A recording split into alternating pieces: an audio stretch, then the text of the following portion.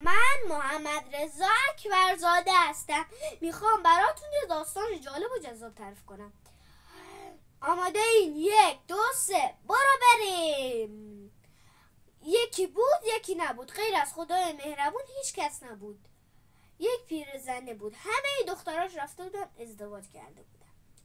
این پیرزنه فقط دلش میخواست بره خانه دخترش که از همه دختراش بهترتر بود. بعدش خانه دخترش اونور کوه بود، درست جای کوه. این پیرزنه میره و میرسه به درخت بزرگترین، همونجا میشینه و یه گرگ وحشی و درنده میاد. میگه که آهای ننه پیرزن، کجا میری؟ هیچ جا نرو، میخوام بخورمت. پیرزن خیلی میترسه. بعدش میگه که بعدش میگه که من میخوام برم خانه دخترم، پلو بخورم، چلو بخورم، چاق بشم، چله بشم، بعد بیام تو منو بخور. بعد گرگم فکر میکنه میگه باش تو برو، اما من از اینجا یه پلکم نمیزنم. بعدش این پیرزنه میرسه بازم خسته میشه، میشینه. بعد یه پلنگ بزرگ میاد. بعدش پیرزنه خیلی میترسه. بعدش پلنگ میگه آهای ننه پیرزن، کجا میری؟ هیچ جا نرو، میخوام بخورمت. پیرزن بازم میترسه. بعدش میگه که میخوام برم خانه دخترم، پلو بخورم، چلو بخورم، چاق و چله بشم، بعد بیا تو منو بخور. بعد میام تو منو بخور. بعدش پلنگم قبول میکنه و پیرزن به راهش میافته با خوشحالی. بعدش پیرزن بازم خسته میشه. بعد یه شیر بزرگ درنده وحشی میاد. میخواد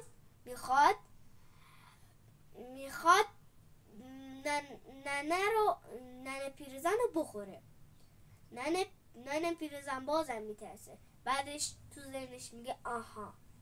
بعدش به شیر میگه که میخوام برم خانه دخترم، پلو بخورم، چلو بخورم، چاق و چله بشم، بعد میام تو منو بخور. شیرم فکر میکنه بعد میگه باشه تو برو، من همینجا میمونم. بعدش پیرزن با خوشحالی به راهش میفته. بعد از چند بار که به راهش افتاده بود، بالاخره رسید به خانه دخترش. چند روز که داخل خانه دخترش میمونه، دلش به دلتنگ خانهش میفته، اما به شیر و پلنگ و گرگ به اینا فکر کرد که اگه بره اینا در کمینشن، میخورنش دیگه. همین. بعدش پیرزن میگه که به دخترش میگه هر موقع رفتی بازار برام یک کدوی بزرگ بیار. بعد دخترش هم قبول میکنه و براش یک کدوی بزرگ میاره. با هم دخترش و مادر بزرگ داخلش رو خالی میکنن و پیرزن میگه که همه داستانا رو براش تعریف میکنه که برای چی این کدو رو میخواد، برای چی. بعدش دخترش هم میفهمه. بعدش پیرزن میگه که یه قلم بده برن.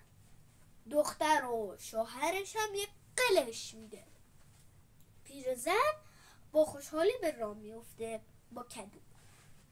بعدش شیر میگه که آهای کدو قلقلی زن، ندیدی پیرزن؟ پیرزن از داخل کدو گفت به سنگ تاق تاق ندیدم، به دوز لق لق ندیدم، قلم بده ولم بده بذار برم. شیرم یه قلش داد و رفت. بعدش همون شیر که قلش داد بعدش رسید به پلنگ. پلنگ به کدو گفت آهای کدو قلقلی زن، ندیدی توی پیرزن؟ پیرزن از داخل کدو گفت به سنگ تاق تاق ندیدم، به جوز لغلق ندیدم، قلم بده ولم بده بذار برم. پلنگم یه قلش داد و رفت. همونطور که قلش داد رسید به گرگ وحشی و درنده. بعدش گرگ میگه که آهای کدو قلقلی زن، ندیدی توی پیرزن؟ پیرزن از داخلش میگه به شنگ تاق تاق ندیدم، به جوز لغلق ندیدم، قلم بده ولم بده بذار برم. گرگم که صدای پیرزن رو شنید، گرگ خیلی زرنگه دیگه بچه ها میدونید. بعدش یه قلش داد با پاش خورد به یه سنگ بزرگ. بعدش از داخلش در اومد. گرگ گفت آها میخواستی از چنگ من فرار بکنی؟ الان میام میخورمت. پیرزن گفتش من به خدا اومدم تو اینجا تو منو بخور. شیر و ببر رو اینا در کمینم بودم، پلنگ و شیر و پلنگ و اینا. بعدش گرگم الان که پیرزنم میگه که الان که من رفتم داخل کدو حسابی کثیف شدم. آدم بعدش میگن که پیرزن شلخته ای بوده. دوست ندارم ننه جان. بعد دوست ندارم گرگ جان. گرگم میگه که باشه تو برو، منم از پشتت میام تا مطمئن بشم فرار نمی کنی. بعدش پیرزنم قبول میکنه. بعدش همینجور پیرزن وقتی که داخل همون میرسه یه جوب خاکستر میرسه رو چشمای گرگم داد و بابا میکشه. اینا دادش به هوا میره و همه اهالی شهر میان تا گرگو بزنن. گرگم 2 پا داشت، 2 پای دیگه هم قرض گرفت، دومشو رو کولش گذاشت و رفت. قصه ما به سر رسید که لاغا به خونش نرسید. امید از این حمایتتون سپاسگزارم.